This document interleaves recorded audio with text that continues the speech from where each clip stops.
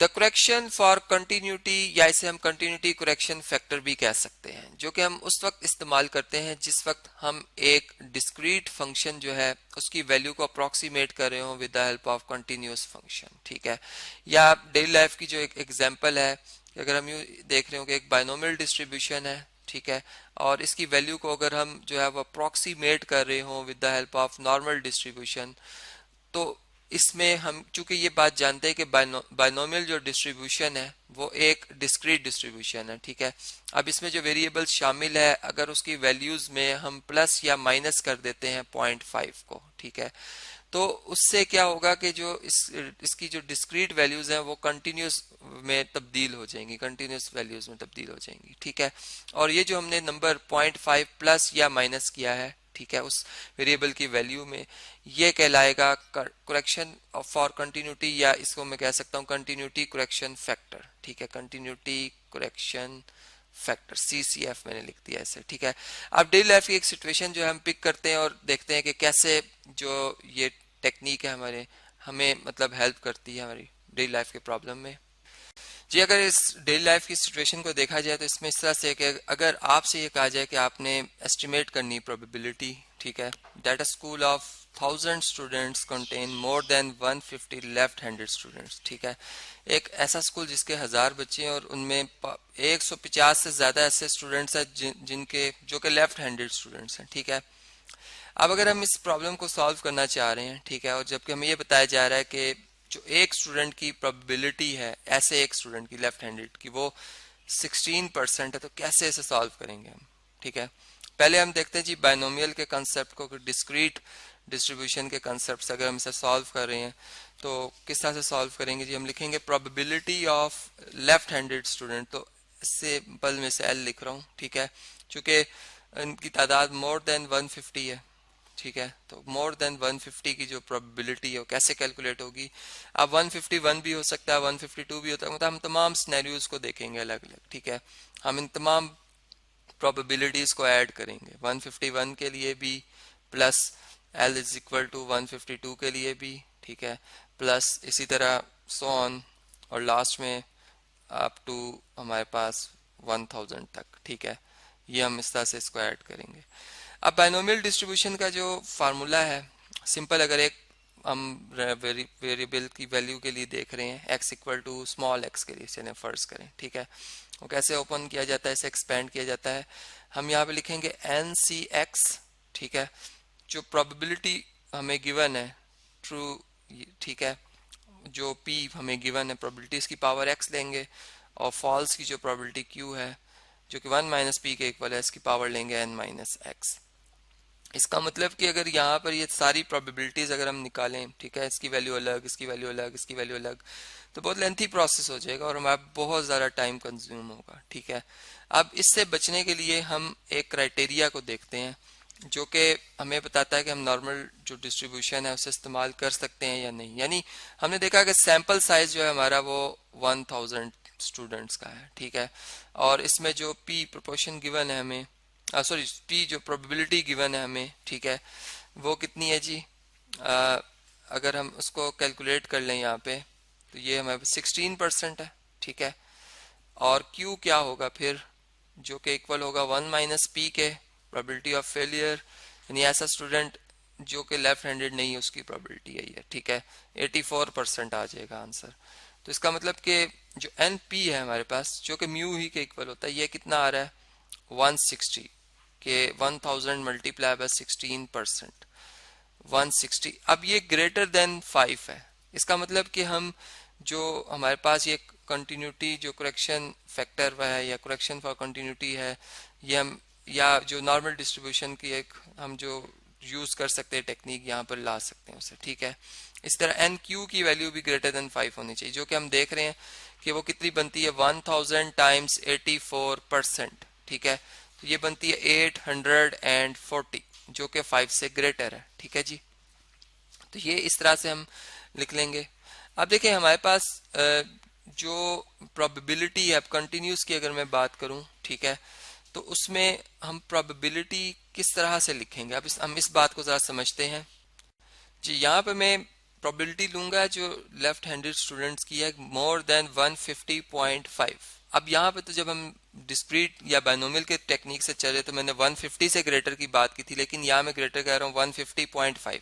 ये मैंने क्यों किया, अब इस बात को मैं आपको यहाँ पे एक्सप्लेन कर देता हूँ कि जब हम बाउंड्री बनाएंगे, देखें हमारे पास जो नंबर है वो है 150, ठीक है, इससे ग्रेटर की बात हो रही, तो 150 से ग्रेटर नंबर कौन सा होता है जी, 151, ठीक है। इसकी बाउंड्री कैसे बनेगी कि हम इसमें जो करेक्शन फैक्टर 0.5 प्लस भी करेंगे और माइनस भी करेंगे, ठीक है। मतलब इसको पहले तो मैं इस तरह से बना देता हूँ, इसकी बाउंड्री को पहले बना देता हूँ, ठीक है। तो ये बनेगी इसकी बाउंड्री 150.5 से लेकर 151.5, ठीक है। मतलब ये इसकी बाउंड्री बन रही है, ठीक है। अब हम जब प्रोबेबिलिटी की बात करेंगे कंटिन्यूस में तो L ग्रेटर देन 150.5 रखेंगे, ठीक है, जो कि हमें इस चार्ट में भी नजर आ रहा है कि अगर probability of x greater than n की बात की जा रही है तो हम उसमें जब करेक्शन फैक्टर यूज कर लेंगे तो उसमें प्लस करेंगे हम, ठीक है, क्योंकि मैंने कहा था प्लस या माइनस, तो इसमें प्लस कर रहे हैं, n में प्लस करेंगे। n क्या है हमारा 150 था, ठीक है। अगर आप इससे पहले देखें जब हम डिस्क्रीट की बात कर रहे थे तो 150 मैंने लिखा, तो ये n था हमारा, ठीक है। इसमें मैंने 0.5 ऐड किया है तो ये 150.5 हो गया, ठीक है। अगर आप इस तरह से इस बात को समझें, ठीक है, तो इस तरह भी आप इस बात को समझ सकते हैं जो वैल्यूज ये चार्ट में लिखी हुई हैं, ठीक है। अब प्रोबेबिलिटी ऑफ x अगर लेस देन और इक्वल टू n होगी तो फिर हम क्या करेंगे, इसमें भी हम चूंकि लेस देन इक्वल की बात कर रहे हैं, ठीक है, तो इसका मतलब कि इक्वल भी आ रहा है, ठीक है। तो यहाँ पर फिर n में प्लस करेंगे हम 0.5, ठीक है। और जब हम लेस की बात करें खाली तो उसमें हम क्या करेंगे, माइनस कर देंगे 0.5, ठीक है। इस तरह ग्रेटर देन इक्वल में हम जो है चूंकि ग्रेटर देन और इक्वल भी आ गया तो इक्वल की वजह से फिर हम n ही को सिलेक्ट करेंगे और उसमें क्या कर देंगे जी, माइनस कर देंगे 0.5 को। तो ये मतलब डिफरेंट सिचुएशंस है, जब आप अप्लाई करेंगे इसको अकॉर्डिंग टू सिचुएशन तो आप देख लेंगे कैसे इसे सॉल्व किया जाएगा। अब जो हमारे पास चूंकि कुछ वैल्यूज हमें रिक्वायर होंगी, जैसे म्यू की वैल्यू चाहिए हमें, सिग्मा की वैल्यू चाहिए, फार्मूलाज भी लिखे हुए, इनकी वैल्यूज मैंने फाइंड आउट की हुई हैं, ठीक है। हमने प्रोबेबिलिटी निकालनी है more than 150 left handed students की, या मैं इसको कह सकता हूँ प्रोबेबिलिटी ऑफ जो लेफ्ट हैंडेड स्टूडेंट है वो ग्रेटर देन 150.5, ठीक है। इसके लिए मैं नॉर्मल डिस्ट्रीब्यूशन यूज कर रहा हूँ, मैं जी टेबल या नॉर्मल डिस्ट्रीब्यूशन टेबल यूज करूंगा। मतलब मेरे पास जी की जो क्रिटिकल वैल्यू आ रही है वो पॉइंट नेगेटिव में 0.82 आ रही है, ठीक है। इसका मतलब कि अगर मैं प्रोबेबिलिटी ये देखना चाह रहा हूँ कि जी ग्रेटर देन -0.82 है तो वो मेरे पास क्या आएगी, वो आएगी जी 0.7932, या इसको मैं 79.32% कह सकता हूँ। अब ये मैंने टेबल में से कैसे देखी है ये भी मैं आपको शेयर कर देता हूँ टेबल।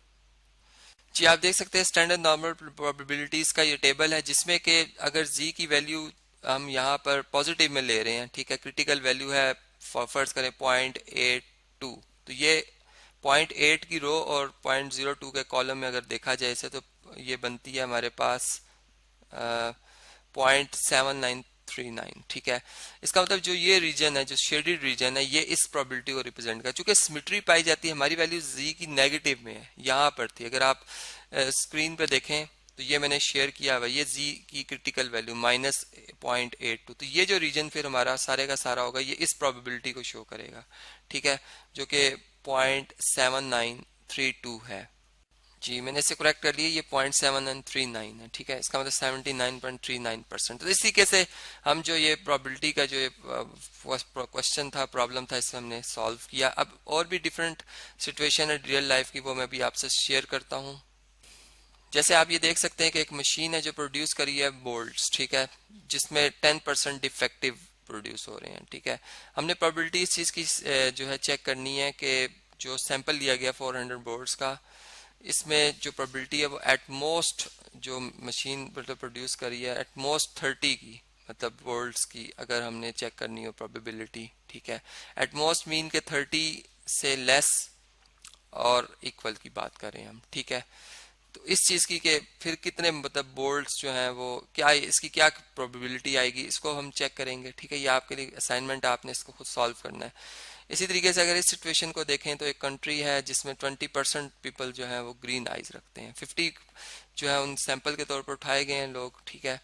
और इसमें हम प्रोबेबिलिटी ये देख रहे हैं कि उनमें से 50 में से 12 और मोर देन के जो आइज का कलर ग्रीन है उसकी प्रोबेबिलिटी हम देख रहे हैं। तो इसमें ई जो है ग्रेटर देन और इक्वल टू 12 आएगा, ठीक है। इसी तरह एक और सिचुएशन है जिसमें हम डेथ रेट के हवाले से बात करें, मलेरिया के हवाले से, कि मलेरिया की वजह से वो 20% है।